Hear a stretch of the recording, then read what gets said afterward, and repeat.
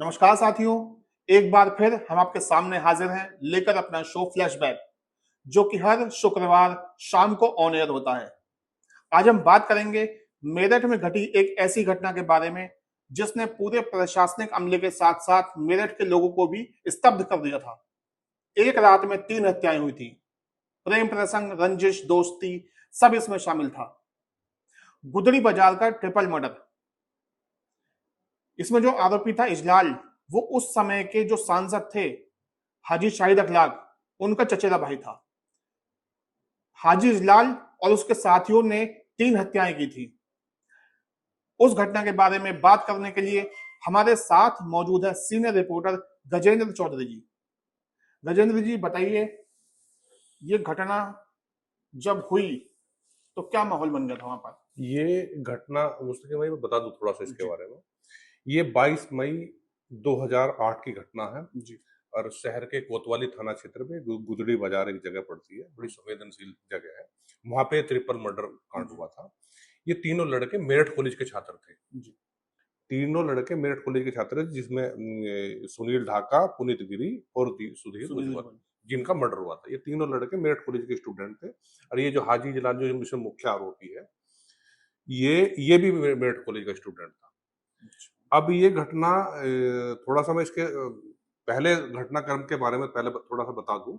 ये तीनों लड़के मेरठ कॉलेज के स्टूडेंट थे। मेरठ कॉलेज में इसका जो इजलाल कुरैशी है, जो मुख्य आरोपी है इसमें, इसका वहाँ मेरठ कॉलेज में आना जाना था। वहाँ पे एक लड़की सीबा सुरई नाम की लड़की थी, तो उससे इसका अटैचमेंट हो गया। उसी को लेके ये ट्रिपल मर्डर हुआ था। ये इजलाल वहां का छात्र नहीं था? ना ना, ये शादी नहीं था, लेकिन जो इसका मीट मूवमेंट व्यापारी थे? हाँ, इसका मूवमेंट था। ये मीट कारोबारी था जी और इसका वहाँ मूवमेंट रहता था। तो उसी के चक्कर में इसका ये जो ट्रिपल मर्डर को जो अंजाम दिया, इसी के चक्कर में, क्योंकि इसका अटैचमेंट था उस लड़की के साथ। और ये इनमें से एक लड़का जो उसको शक था कि एक लड़का बात करता सी बसोरी से, उसी के शक के आधार पर इसने अपने घर पे बुलाया और फिर उसके बाद उसके हत्याकांड को अंजाम दिया। ये आप हमारे दर्शकों को पूरी घटना बताइए विस्तार से कि कैसे इनको बुलाया गया, क्या बोला गया, कैसे कैसे घटनाक्रम हो। ये 2000, जैसे कि आप अभी बताया कि हमने 22 मई 2008 की घटना है। ये तीनों दोस्त विक्टोरिया पार्क में स्विमिंग पूल पे नहा रहे थे। जी उसी दौरान इजलाल ने इनको इनको फोन किया और अपने घर पर दावत में बुलाया कि आप मेरे घर पे, क्योंकि इससे इनकी दोस्ती भी हो गई थी और इसका आना जाना था मेरठ कॉलेज में। तो इसी चक्कर में, क्योंकि ये बड़े पैसे वाला था, मीट का कारोबारी था। और जैसे आपने अभी बताया कि इनके जो चचेरे भाई हैं जो उनके, वो शहर के उस समय मौजूदा सांसद थे, तो हाजी अखलाक। जी। तो उन्होंने इसको अपनी कोतवाली पे घर पे बुलाया। रात के समय आई है और इजलाल ने बुलाया इनको? इजलाल ने अपने घर पे बुलाया, जी। कोतवाली में जो गुदड़े बाजार है वहां पे तीनों को बुलाया? तीनों को बुलाया। ठीक। और बात करते करते फिर इनमें चर्चा, जब बात आपस में बैठ बैठ के पहले खाया पिया, फिर उसके बाद चर्चा शुरू हुई। तो चर्चा शुरू सीबा सुरही पा के बात रुक गई। सीबा सुरही का जैसे ही नाम आया तो उसपे हाजी जो जलाल, जो मुख्य आरोपी है जलाल कुरैशी, वो आग बबूला होगा और उसने अपने भाइयों को और अपने आसपास के जो साथी थे उनको बुलाकर और इन तीनों को पहले बंधक बनाया। बंधक बनाने के बाद इनको मारा, इनको काटा गया। और फिर इनको, इनकी जो आंखें थी वो बताया बताया जाता है कि उनकी आंखों पे सुएं से उनको फोड़ दी थी फोड़ आंखें? दी थी। बहुत नृशंस हत्या थी। और आश्चर्य की बात ये थी कि वहां के आसपास के लोगों ने उनकी सब लोग, तीनों लोगों की चीख भी सुनी, लेकिन किसी ने इस घटनाक्रम के बारे में किसी की नहीं हिम्मत बताया। नहीं है कि पुलिस को इन्फॉर्म कर? किसी ने नहीं बताया। उसके बाद इन्होंने ये तीनों के शव को, जो कटे हुए सर थे, जो छोटे छोटे उनके जो टुकड़े कर रखे थे इन्होंने, उसको फिर गाड़ी में रखकर ये जो अपने पास वाला जो बागपत है, बागपत में जो हिंडन नदी है, वहां पे जी। इसको डाल के आ गए। ये इन्हीं की गाड़ी में इन्हीं के शव रख दिए थे? हाँ, इन्हीं के साथ जी। बॉडी में रख दिए थे। तो वहां घटना, गाड़ी जो तो थी इजलाल की, अच्छा, हाँ जी, इजलाल की गाड़ी आरोपी की थी? गाड़ी जी। थी। और वहां इन्होंने सब रख दिया। तो वहां इनका गाड़ी का जो बताया गया था कि वहां गाड़ी का तेल खत्म हो गया था, उससे ये फिर बाद में ट्रेस हुए कि ये गाड़ी जलाल की है और ये यहाँ आया। तो उसके बाद में घटनाक्रम खुला। तो उसके बाद ये हुआ कि जैसे ही, क्योंकि 22 तारीख की रात की घटना थी, तो सुबह 23 तारीख की सुबह ये तीनों के शव वहां मिले। आसपास के लोगों ने देखा कि हाँ, 3 लोगों के शव मिले। तो वहां की सूचना फ्लैश हुई कि 3 लोगों का मर्डर कर दिया गया। तो बागपत और मेरठ की जो सीमा थी, तो जो हिंडन नदी है वो बागपत और मेरठ की सीमा के बीच में है। तो ये इनके शव नदी के अंदर मिले थे या नदी नदी के किनारे नदी कार में मिले नदी के थे? किनारे मिले थे, कार लेकिन में मिले थे? हाँ, कार में मिले थे।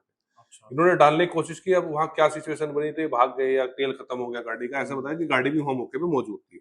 वहां आसपास के किसान थे जो सुबह के टाइम अपना खेत वेत पे आए, तो उन्होंने देखा कि गाड़ी खड़ी है, गाड़ी के पास 300 मिले, तो उसको लेकर बड़ी सनसनी हुआ। और सनसनीखेज होने के बाद ये इससे बड़ा ज्यादा विस्फोटक स्थिति तो ये हुई जब ये पता चला कि तीनों लड़के मेरठ कॉलेज के छात्र हैं। छात्र भी सड़कों पे आ गए थे उस वक्त। सारे छात्र, वकील, किसान सब लोग सड़कों पे आ गए थे कि इस घटनाक्रम का खुलासा होना चाहिए। तो गाड़ी जो मौके पे बरामद हुई, उससे ट्रेस हुई कि गाड़ी इजलाल की है। इजलाल के बाद फिर इसकी धीरे धीरे पुलिस का, क्योंकि कोतवाली थाना क्षेत्र में लगता है, तो वहां धीरे धीरे केस की कड़ियां खुलती गई। केस खुलने के बाद पता चला कि ये घटनाक्रम हाजी, जो इजलाल है, जो मुख्य आरोपी है इजलाल कुरैशी, उसने इस घटनाक्रम को अंजाम दिया। और उसमें उसके साथी भी शामिल थे, जो 14 लोगों को नामजद किया गया था। इसमें तमाम पुलिस पे भी एलिगेशन लगे और पुलिस की भाई उनके नाम निकालने का दबाव दिया जा रहा है या उनका नाम निकाल जाए, लेकिन पुलिस ने इसमें बहुत गंभीरता से विवेचना करी और सारे लोगों को आरोपी बनाया। आरोपी बनाने के बाद इनको सारे लोगों को गिरफ्तार करा गया। ये फिलहाल अभी भी कोर्ट में जेल में बंद है, जो 9 आरोपी जेल में बंद है। अब जो आपने अभी पूछा कि ये घटना कैसे हुआ, एक लड़की थी, कैंट इलाके में रहती थी, जिसका नाम सीबा सरोही था। उस लड़की की शादी उसी के मतलब जो अपने परिवार के हिसाब को देखते हुए उन्होंने आर्मी पर्सन से उसकी शादी कर दी थी, लेकिन वहाँ पारिवारिक स्थिति उनकी चल नहीं पाई, क्योंकि सीबा सरोही का भी थोड़ा बड़ी अपने आप को स्टैंडर्ड टाइप के लाइफ टाइप में जीना चाहती थी। तो उसमें उसने उसने पति से तलाक हो गया या उनको छोड़ दिया, अलगाव हो गया था हाँ, दोनों में अलग अलग हो गए थे। उसी दौरान ये जो इजलाल है, इस इजलाल का मेरठ कॉलेज में आना जाना था। तो ये उस वक्त ये इजलाल की मैरिड था कि अनमैरिड था? नहीं, अनमेरिड था। ये अनमैरिड था। कुछ लोग बताते हैं मेरिड था, कुछ लोग बताते हैं अनमेरिड था, ये अभी पुष्टि नहीं नहीं है। लेकिन इजलाल शादीशुदा है, बच्चे भी हैं उसके, ऐसा बताया जाता है, जो अब वर्तमान में जो बाद में पता चला, क्योंकि ये बहुत 2008 की घटना 2008 की घटना है। क्योंकि बीच में जेल से बाहर भी आया, जमानत पे बाहर भी हाँ, आया। जमानत पे बीच बीच में भी आता रहा। इसकी पत्नी भी कई बार वहाँ जेल में मिलने के लिए गई, वहाँ उसको लेकर हंगामा भी हुआ। कचहरी में भी कई बार, कचहरी में भी केबिन में कचहरी में वकील के हुआ पकड़े कि गए एक दोनों। वकील साहब के चेम्बर में ये दोनों पकड़े गए, पति पत्नी, और वहाँ हंगामा हुआ। ये तमाम चीजें बीच बीच में चली, क्योंकि लंबा केस चला, 16 साल ये केस चला कोर्ट में। तो सीबा सरोही से इसके वहाँ वो हो गया, क्योंकि इसका बड़ी गाड़ियां और पैसे वाला आदमी, तो इसको इसके अट्रैक्शन हो गया, इसमें लाइफ स्टाइल इसकी पसंद आई उसको, और दोनों में आपस में प्यार हो गया। और प्यार होने के बाद ये सीबा सरोही से एक तरफा प्यार करने लगा। एक तरफा प्यार था या दोनों का ये attachment बाद था? में तो ये बताया गया कि पुलिस के माध्यम से कि दोनों तरफ से अट्रैक्शन था, लेकिन कुछ लोग कहते थे कि एक तरफ से प्यार था, क्योंकि इसका जो अटैचमेंट था उस एक सुधीर उज्जवल से उज्जवल इसका कनेक्शन से बताया गया था। उसी को शक के आधार पर इसने ये घटना को अंजाम दिया था। तो ये सीबा सरोही इसमें मेन किरदार थी, क्योंकि सीबा सरोही भी एक अधिकारी की लड़की बताई जा रही थी। तो वो इसकी मुख्य जो जो हत्याकांड का जो मुख्य सूत्रधार, वो भी इस प्रकरण में जेल गई है। वो भी इस प्रकरण में जेल गई थी, बाहर आ गई थी जमानत पे बाहर हो गई थी। और अभी भी उसको जब वो है, तो अभी भी जमानत पे है, से बाहर है। अच्छा, बरी नहीं की गई अभी तो? ना बरी नहीं की, कोर्ट ने जमानत दे रखी है और वो जमानत पे बाहर है उसके बाद। तो उसी लड़की ने इस घटनाक्रम को, उसी लड़की को लेकर इसने हत्याकांड को अंजाम दिया जी। तो जब भी मैंने अभी बताया कि आपको कि जो गुदड़ी बाजार में थे, जो 22 तारीख की घटना थी, तो तीनों लोगों को नृशंस हत्या करने के बाद ये वहां फेंक दिया। और जब लोगों का आक्रोश, जो मेरठ पूरा एकदम आक्रोशित हुआ, उसके बाद पुलिस ने एक के बाद एक कड़ियां खोलते चले गए और इन सब लोगों को 14 लोगों को गिरफ्तार करके जेल भेजा गया था। फिर कोर्ट में केस चला, लंबे समय के कोर्ट चला। तो ये भी क्योंकि पैसे वाले लोग थे, इन्होंने भी तमाम सिफारिशें और कोर्ट में भी जितनी भी पैरवी थी, मजबूत पैरवी इन्होंने की। लेकिन जो पीड़ित पक्ष था, वे भी लगातार डटते रहे। उन्हें भी बार बार कई बार रही कि मुकदमे भी दर्ज हुए कि उनको धमकियां मिल रही हैं, लेकिन वे हटे नहीं। उनका जो एक इसमें सुनील ढाका है, उनके भाई दिल्ली पुलिस में भी सब इंस्पेक्टर हैं, अनिल ढाका, उन्होंने भी मजबूत तरीके से अपने भाई की हत्या की पैरवी करी। और उसमें आखिर में 16 साल बाद इनको लोगों को सजा हो गई। 10 लोगों को सजा हुई थी इसमें। 14 आरोपी थे इसमें, 14 10 को आरोपी थे। सजा हुई। तो उसमें दो नाबालिग हो गए, 2 लोगों की मौत हो गई। तो उसमें ये कंडीशन होने के बाद में 10 आरोपी बचे थे, सीबा सरोही और इजलाल कुरैशी के सहित। अच्छा। 10 लोग बचे थे। उसमें 10 लोगों में 9 लोग अभी भी जेल में बंद है। ये अभी 2024 में इनको उम्र कैद की आजीवन कारावास की सजा हुई। उसके बाद पुलिस ने इनको अरेस्ट किया, क्योंकि जमानत पे आ गया था हाजी बिलाल। और उसको उनको अरेस्ट किया। अरेस्ट करने के बाद उनको जेल भेजा गया, जिसमें सीबा सरोही जमानत पे बाहर है।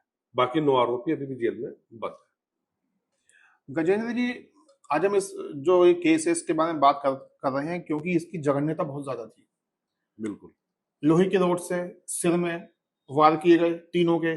उसके बाद गले काटे गए, आंखें फोड़ी गई। तो सवाल उठता है कि जब पुलिस को पता लगा कि ये काम हाजी इजलाल और उसके साथियों ने किया है, तो पुलिस मौके पे पहुंची होगी। तो जहां पे उनकी हत्या की गई थी वहां पुलिस पहुंची, तो उनको वहां क्या मिला? हाँ, ये बहुत महत्वपूर्ण सवाल पूछा मुस्लिम भाई आपने। जहाँ घटनाक्रम हुआ गुदड़ी बाजार में, जो हाजी इजलाल है, जो मुख्य आरोपी है इजलाल कुरैशी है, इसके घर के बाहर एक चबूतरा बना हुआ है। ठीक।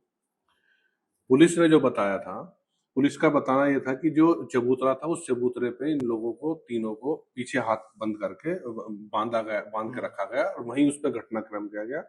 और उसके बाद इन्होंने जितने उनके जो टुकड़े थे, छोटे छोटे टुकड़े बना के जो काटे गए, जो आंखें फोड़ी गई, उनको सबको गाड़ी में रख के, जैसे मैंने अभी बताया कि तो हिंडन जब वहां चबूतरे पे ये किया गया तो हाँ सब लोग देख रहे होंगे हाँ, सब आसपड़ोस लोग, के? बहुत लोगों ने देखा इसको, क्योंकि वो सारा एक ही वर्ग के लोग वहां रहते हैं, वहां दूसरे समुदाय के लोग नहीं रहते हैं। उस चबूतरे में पूरा घटनाक्रम हुआ और उस घटना करने के बाद इन्होंने उस चबूतरे को पूरी तरीके से धो दिया। नालियों में इनके खून बहे गए। जब पुलिस पहुंची तो पुलिस को वहां कुछ नहीं मिला। अच्छा, पुलिस को कुछ नहीं मिला। आसपास के लोगों से पूछी तो आसपास के लोगों ने नहीं बताया। कुछ मुखबिर थे जो पुलिस के रहते हैं, तो आसपास के क्षेत्र के लोगों ने उन्होंने थोड़ा थोड़ा इनपुट दिया कि ये घटना यहाँ हुई है, लेकिन पुलिस के पास कोई महत्वपूर्ण ऐसा कोई सुराग नहीं था कि घटनाक्रम यहाँ हुआ। क्योंकि हाजी जो इजलाल जो मुख्य आरोपी है, ये भी बड़ा पैसे वाला था, रसूखदार परिवार माना जाता है इसको भी मेरठ में। तो उस पर हाथ डालना थोड़ा पुलिस के लिए वो लग रहा था। लेकिन जब उन्होंने मोबाइल नंबर जो ट्रेस किए गए, क्योंकि जब वो स्विमिंग पूल में नहा रहे थे तो वहां मोबाइल नंबरों से इनकी कॉल डिटेल निकाली गई कि कितनी बजे कॉल करी, कैसे की गई, किसके कॉल आई थी, कितनी किसकी बार आई। तो उनकी लास्ट लोकेशन गुदड़ी में मिली, गुदड़ी बाजार में। उसके आधार पर हाजी जलाल को पकड़ा गया, उसके परिवार को पकड़ा गया। पुलिस फोर्स पूरी, ये बताया जा रहा है कि पीएससी और तमाम पुलिस अमला लगा दिया गया था। उसके बाद इन लोगों की गिरफ्तारी गई, पूरा परिवार गिरफ्तार किया गया, परिवार की महिलाएं तक भी हिरासत में ली गई थी। उनसे जब सख्ती से पूछताछ की, जब इसके बाद घटनाक्रम का एक के बाद एक कड़ी खुली। बाद में पुलिस ने ये जो हथियार हैं जिनसे काटे गए वो भी बरामद किए, बहुत सारे एविडेंस इकट्ठा करे, आसपास के लोगों को गवाह बनाया, बहुत सारे लोग उसमें गवाह बनाए। लोगों ने गवाही दी, आसपास के लोगों ने गवाही दी लोगों ने। अच्छा। कुछ लोगों ने गवाही दी, उसमें कुछ व्यापारियों को गवाह बनाया गया।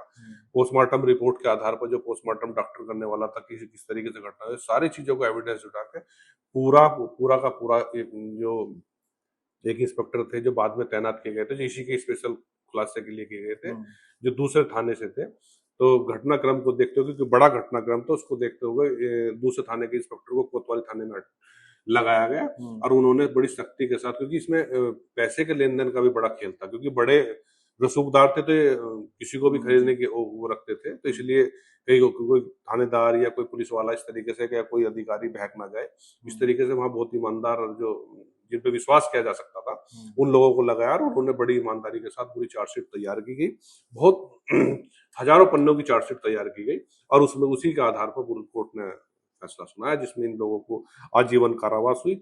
बाद में एक आरोपी जो जिसके खिलाफ बाद में कार्रवाई चलती रही कोर्ट की, वो भी 2025 में उसको भी कार्रवाई सुनाई। उसी का नतीजा है कि 9 आरोपी भी जेल में है। इन्होंने भी, हालांकि अभी जो अपडेट जो इनके जो भाई है सुनील ढाका के, जो अनिल ढाका है, उनसे भी बात होती रहती है बीच बीच में, क्योंकि 22 मई की घटना है, तो अभी सब लोग अब जब से बरसी भी मनाते हैं सब लोग पूरे में, अभी भी उनके नाम की मोमबत्ती सब लोग जलाते हैं। तो उनसे भी बात हुई थी, तो उन्होंने बताया कि उन्होंने हाईकोर्ट में रिट लगाई हुई है जो उसके लिए, इन्होंने भी अपनी तरफ से अच्छा, इजलाल पक्ष ने हाईकोर्ट में जमानत के लिए लगाई हुई है। अच्छा, तो इन्होंने भी अपना साक्ष्य लगाने के बाद, ताकि ये जवान से बाहर ना आए, क्योंकि बड़ा जघन्य अपराध था। इन्होंने फांसी की मांग कई बार उठाई, तो इन्होंने भी अपनी तरफ से, कोर्ट की प्रक्रिया है, तो आरोपी 9 के 9 जेल में बंद है, सी बस वही बस। तो ऐसी ही सनसनीखेज घटनाओं के लिए आप देखते रहिए हमारा शो फ्लैशबैक। आपके राज्य की खबरें, आपके शहर की खबरें सबसे पहले जानने के लिए देखते रहें अमर उजाला। चैनल को सब्सक्राइब जरूर कर लें और पाएं हर अपडेट।